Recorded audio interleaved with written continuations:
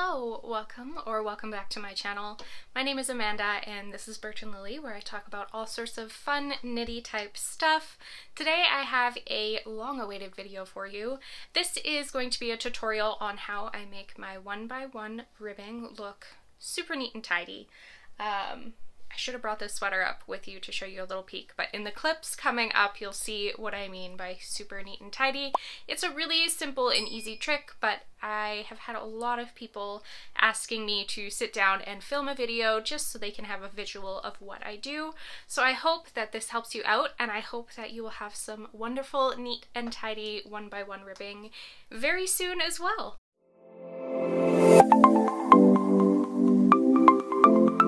Before we jump on into this tutorial though, there are a few places you can find me on the internet. birchandlilyfiber.com is my website.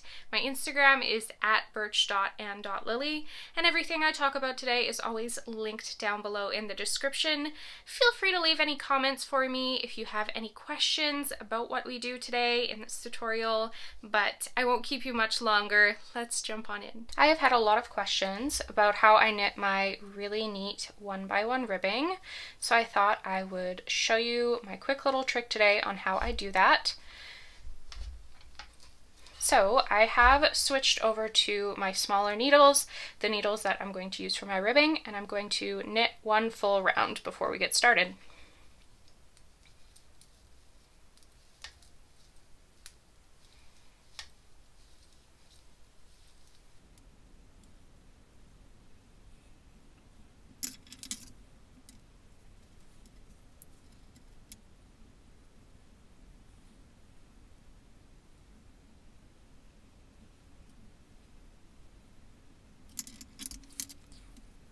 Before I finish this round, I do just want to say as well that this is the row counter that I use for all of my sleeve knitting. Just if you're curious, this is from Toy Sheared Sheep, and so you just move it down one of these little rings on every row, and then I don't have to pay attention or like click on a row counter on my phone to know what row I'm on.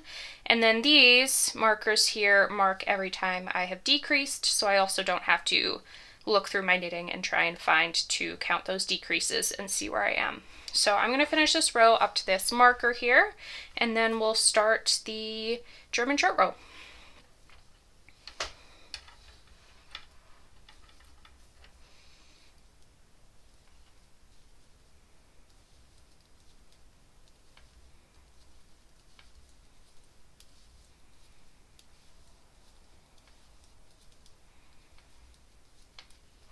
I also normally wouldn't have my beginning of round set up like this, but it's just a little bit easier for me to show this. So set your beginning of round up the way you normally would, not like this, whatever makes you comfortable, but this is just a little easier to show my knitting. So I am at my marker, beginning of round. We're going to do the German short row.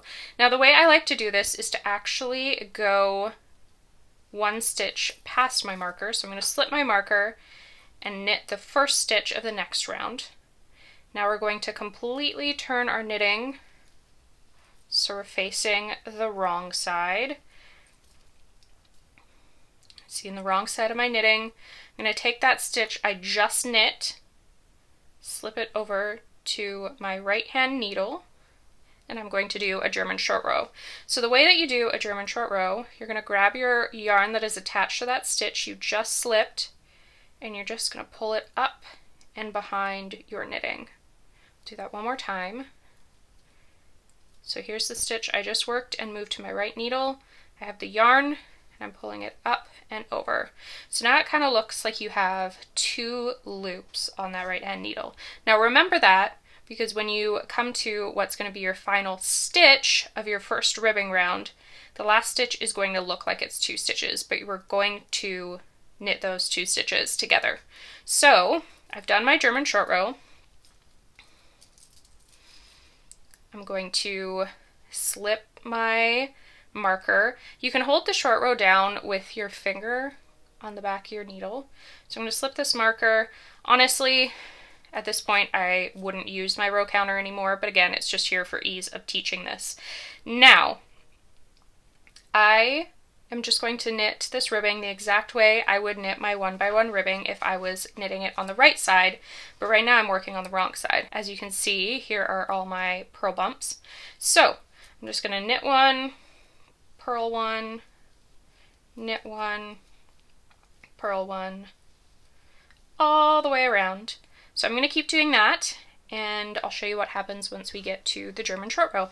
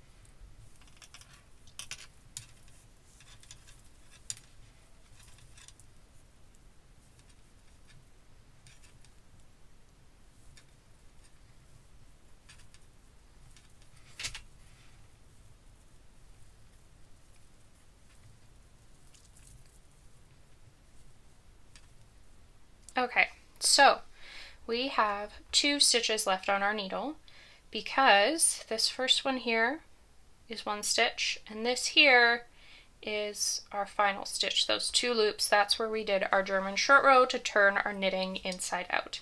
So I'm going to knit one, then I'm going to purl into both these loops,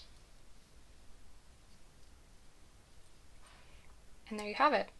You are ready to just continue doing your knit one, purl one all the way around in the round. You can see on the right side, it looks nice and tidy. And all I do once I have completed all of my rounds, I don't even do anything fancy. I don't do another German short row again. I just flip my knitting like this when I'm done, put the yarn where it should be, and start binding off.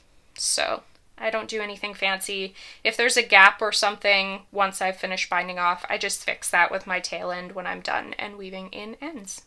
So that is how I make my 1x1 knitting in the round neater for my cuffs.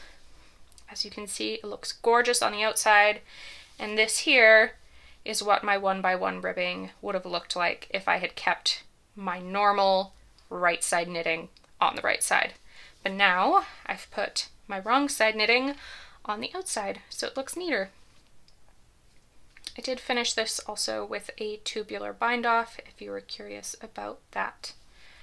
Yeah, if you have any questions, please feel free to leave them down in the comments. I'd love to try and help you out more, but I hope that answered all the questions that you have. So there you have it. Hopefully that helped you out. I hope you learned something new today and that I am able to help you elevate your knitting a little bit. My mind was blown when I learned this trick, and it's so simple, but it makes for such a clean and polished outcome in your 1x1 ribbing. So if you liked what you saw today, please hit that subscribe button, the like button, and make sure you turn on notifications for every time I post a new video. Thank you so much for joining me here, and I will see you again next week. Bye!